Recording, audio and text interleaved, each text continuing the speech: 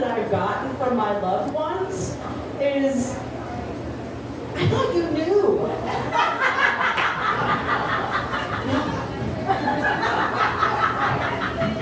It does explain some things though, right? Like how I'm like really bad with names. If you introduce yourself to me and you tell me your name, that information does not make it into my memory. It doesn't even make it into my head, okay? It just exits your mouth and then drops down on the floor before me, where it shall live forever. And then I won't know.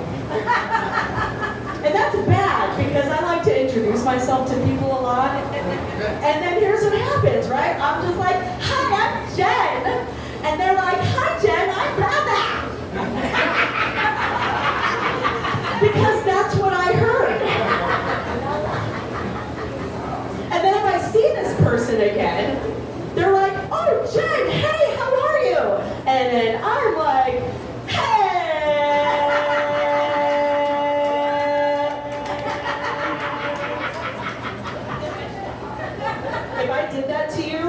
would you know that I forgot your name? Yeah. You would. And, okay, but let me ask you something. Would you help me out and tell me your name? Or would you stand there and watch me squirm? You would watch me squirm. I shan't be introducing myself to this person later. Here's the thing though. When somebody tells me their name, it's not that I don't care, it's just that I'm not listening. And I gotta tell you, the not listening thing though, it comes in handy, right? Like when my husband is talking about golf, and you know, he'll come home and be like, oh, it's such a great golf game, baby, let me tell you all about it. And I'm like, phasing in and out, not listening to a word of it. Dreading the moment when he's like, that's great, right? And I'm like, no.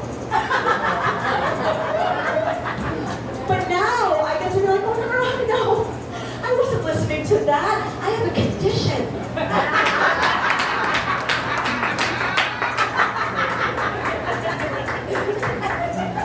My husband and I, we don't have kids. Well, we can't have kids because we got him fixed. Got him a little cone for his neck, even though he can't reach. I'm not going to tell him. You know what I mean? If he doesn't know by now. I can't have kids because along with ADHD, I have crippling anxiety. I can't have kids. When my niece was a toddler one time, I watched her choke on a piece of apple, and my stepdad, who was a doctor, had to come and give her the Heimlich maneuver. And that was the day I started taking Xanax. And then, like a minute later, as if none of that had happened, they gave her another piece of the same apple that just tried to murder her. And ever since that day, I cannot watch toddlers eat. I get like really squirmy and I have to leave the room. And I just can't do it. My sister has 2 toddlers, and she'll call me on video chat when her 1-year-old son is enthusiastically just shoving a banana into his face like this, and she'll go, does that freak you out?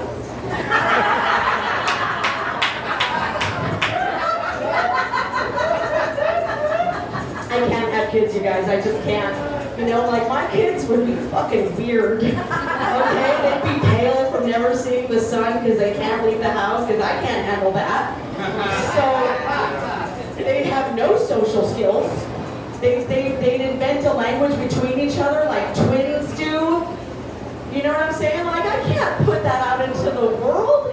Talking about their home planet unironically. No, I can't put that out into the world. They do something weird, like, I don't know, invent a new disease or a Cybertruck.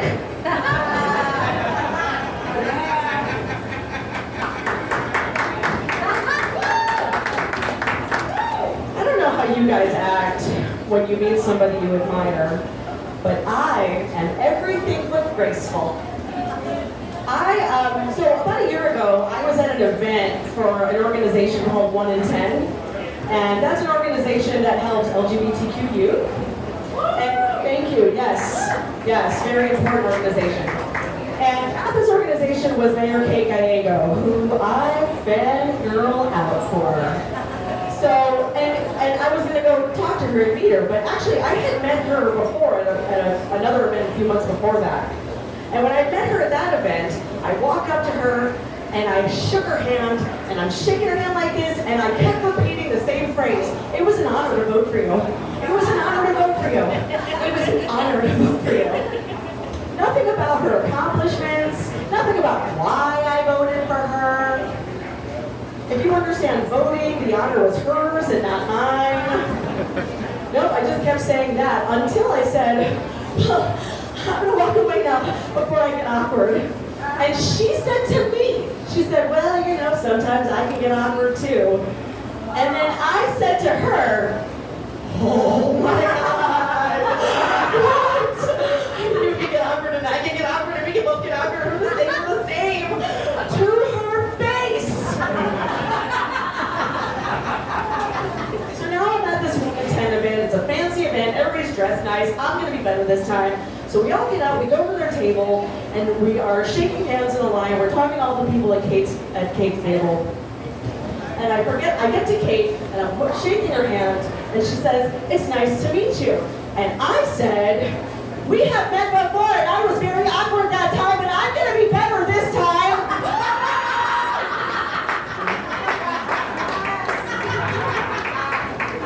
She slowly removed her hand from mine, and went, and that's how I got into a watch list.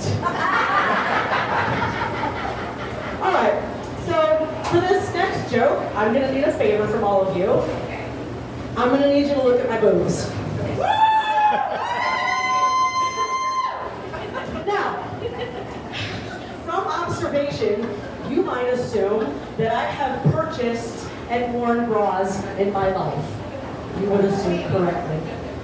You might not assume, though, that my chest is bigger than my wallet. He's not looking at me at all. I have to give him credit. He's looking everywhere else. Staring at me. Very classy, sir. Very classy. I even lost the joke there. I'm going to have to repeat it.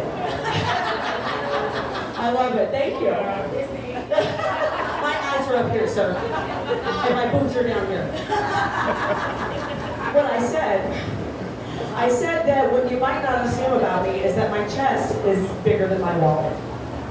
And buying bras for a person my size, well, buying bras in general just sucks anyway. It's not a fun enterprise for anybody who has to do it. But buying bras for a person my size is even worse because they're not cute, they're expensive, they're beige, they have weird thick straps. It is not fun. But the dream is to find a cute, sexy bra in my size on my budget. And let me tell you something, ladies and gentlemen, I found that bra. And I'm going to tell you all about it right now. Do I get more money that way?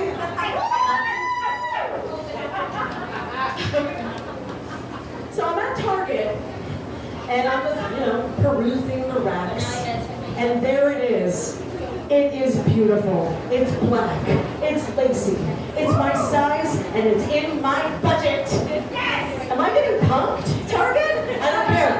I don't care. So I grab it off the rack, and I run it into the dressing room, and I put it on, and I am so happy. I'm looking at myself in the mirror, and I'm like, this is so good. This has got to be too good to be true. And I'll tell you what, right now, I'm like, it could be too good to be true. I've got to give it the test. And so I start doing this thing. That's to make sure that everything stays, and it stayed. Oh. So now I'm staring at myself in the mirror for a really long time, because who wouldn't? Now, I have been wearing bras for several decades. And I thought I knew everything there was about wearing bras. I'm figured I understood everything they had to offer at this point. But this bra was different. There was a feature on this bra that I had never seen before on a bra. On the strap, right about here, there was a clasp. And if you unhook the clasp, it opens up like this. And it exposes one of the breasts. Holy what? I have never seen a bra like this before. This bra is for guys who don't know how to handle a hook. This bra is for easy access. I later learned that bra was for easy access, just not for what I thought. That bra was for feeding babies. And now you know another reason why I shouldn't have kids.